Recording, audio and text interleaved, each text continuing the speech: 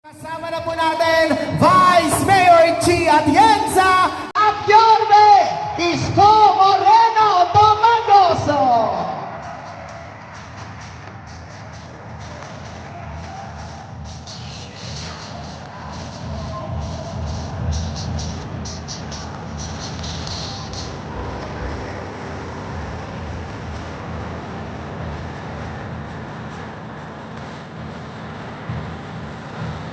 Muli po ang minamahal po namin taga-Distrito 2, palakpakan po natin, Vice Mayor Chi Atienza at Yorme Isko Moreno Tomagoso.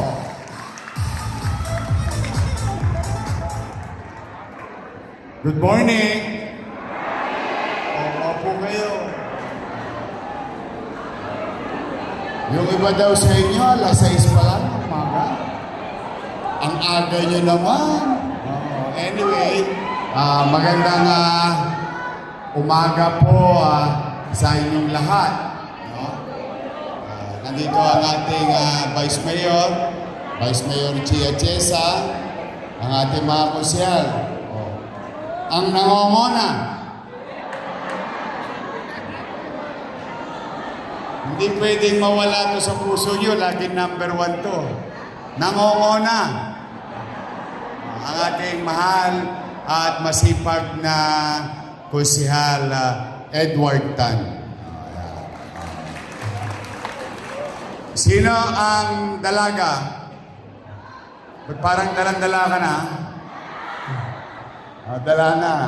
Andito ang ating poging masipag na konsehal Bolong C. Dito naman. Ito, kapitbahay nyo. Ang ating masipag. Lagi nyo nakikita sa kanto. Araw-araw, gabi-gabi, nag-iikot. Awi siya. At tapos, yung bata po na yun, pinabili na suka ng nanay niya. Anak po yun ng ex-girlfriend ko. Kasi asawa ko na. Ang anak ko si Frances. Tutulong siya, tutulong. Andito po kami lahat ngayon. Baka nagtataka kayo, parang may bago bang programa ang lungsod. No? Sa totoo, hindi naman siya bago. Kasi kahit naman nung Vice Mayor ako, maaari ilan sa inyo nakapunta na sa opisina ko. O nung first term ko naman na mayor, yung iba naman sa inyo, sumulat na rin sa akin. Ngayon, nung salamat sa inyo, itong pag-upo ko, bumulusok yung dami ng sulat na dumarating sa opisina ko. Ang katotohanan, mga nanay ko, mga tatay ko, mga batang Maynila na naririto, simula ng July 1 hanggang last week, kulang-kulang 20,000 or 19,000 plus na sulat ang nasagot natin na nangangailangan tulong ng mga kababayan natin. In fact, si Awi, yung iba doon na siya na pinadadala ko kahit gabi, sabi ko, pagka may PC na, arya, para hindi na magpabalik-balik ang tao. So, tuloy-tuloy pa rin yun. Siya tinatakbuhan nyo. Kaya, tuloy-tuloy naman. In-improve lang namin, kaya kayo nandito. Usually, ang tao, kapag may pangangailangan siya, tumutukod, kinakapos, hahanapin niya gobyerno. Siyempre pupunta mo na yan sa pamilya. Baka sakali ba, sa anak, sa apo, sa tatay, sa nanay. Pero ito, baligtad. Yung gobyerno na ang naghanap sa inyo. Kaya mapapansin nyo yung mga kaagapay, pinuntahan kayo, ininformahan kayo, yung mga barangay, pinasabihan namin. Hanapin nyo lahat na may problema, ihanda nyo na kagad yung kakailanganan nila para hindi na magpanik-panao, pabalik-balik, bandang huli, talo ka pa sa gasto sa pamasahe. So that's why ito ang gobyerno ngayon ng lungsod ng Maynila, sa inyo bumaba. Kayo ang hinanap. Kasi alam ko ang pakiramdam na nangangailangan ka, naghahanap ka ng tutulong sa iyo. Alam na alam ko yun. Kaya ang ginagawa namin, pinipilit ko sa maliit kong kaparanan, pahabain ng pahabain yung kamay ko nang mas marami pa tayong mayakap na nangangailangan dito sa lungsod ng Maynila. Yan po ang Kaagapay program.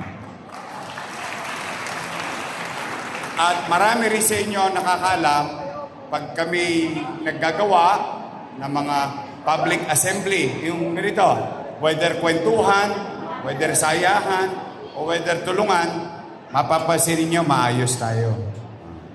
Kaya, yung mga nasa Kodli, taas ang kamay, shout out sa...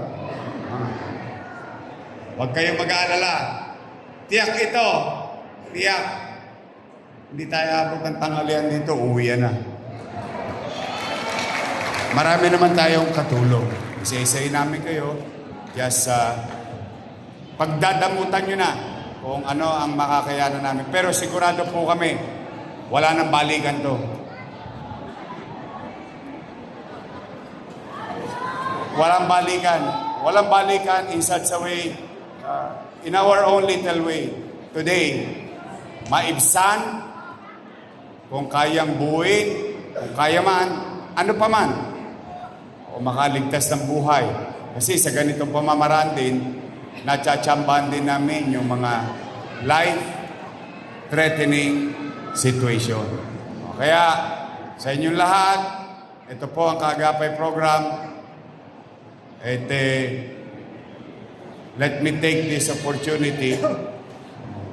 Thank you sa inyo, ha. Binigyan ninyo ako ulit ng pagkakataon na makapaglingkod sa inyo.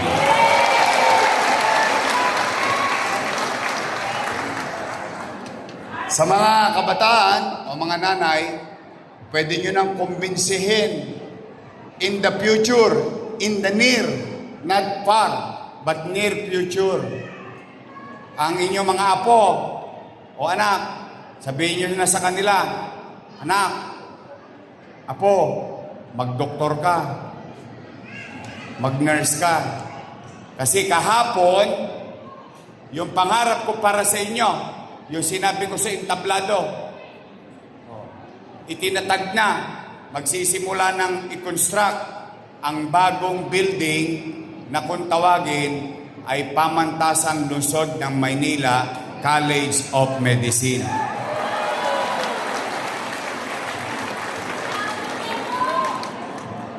Na ang purpose, kung dati-rati, mga 300 lang ang kaya natin papag-aralin na maging doktor, maging nurse, medtech, and all College of Health Allied Sciences. Pero mas madali natin maintindihan, College of Medicine. Kung dati-rati 300 lang tayo isang taon, now, ang Maynila, may awa ang Diyos, in the next 2 years, we can now accommodate and produce 5,000 doctors and nurses. So from 300 to 500, yan ay pera nyo. Sininok ko lang.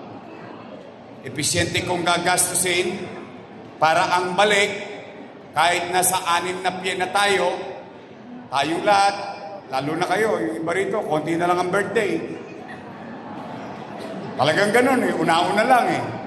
Pero ito ang bagay na iiwan natin sa susunod na maraming henerasyon, katulad ng ginawa ni Mayor Lacson, ni Mayor Villegas, na hanggang ngayon, pinakikinabangan natin na kung tawagin ay Pamantasan Lungsod ng Maynila. Kaya pwede nyo nang medyo urut-urutin. Apo, Magdoktor ka. Sayang, kasi libre. Wala naman tosgas eh. Di ba? Tapos may baon pa. Di ba? May baon pa sa akin. Oh, isang bulig. Di ba? Oh, now, mag-start na tayo. Mag-start na tayo. Pero special shoutout lang. Taas nga kamay ng mga senior citizen. Oh, natanggap nyo na? Yung 1.5? Magkikita ulit tayo sa Abril. Basta, pati cake, nabalik na. May gatas pa yan ulit this year. Basta, tibayan yung loob nyo sa Maynila, pahabaan ng buhay ha. Paramihan ng birthday. Hanggat nandiyan kayo, at hanggat nandito ako, kahit anong mangyari, kahit anong tukod, pipilitin kong iraos kayo. Iraraos natin yung problema natin. So, sa mga lolo at lola ko, I love you. Mag-uumpisa na tayo. Magandang umaga. I love you. Pagpalain nawa kayo ng poong may kapal. Manila! God first. Thank you. Maraming salamat po, Yorme Isko Moreno Domagoso. At gayon din po sa ating minamahal na Vice Alcalde, Vice Mayor Chi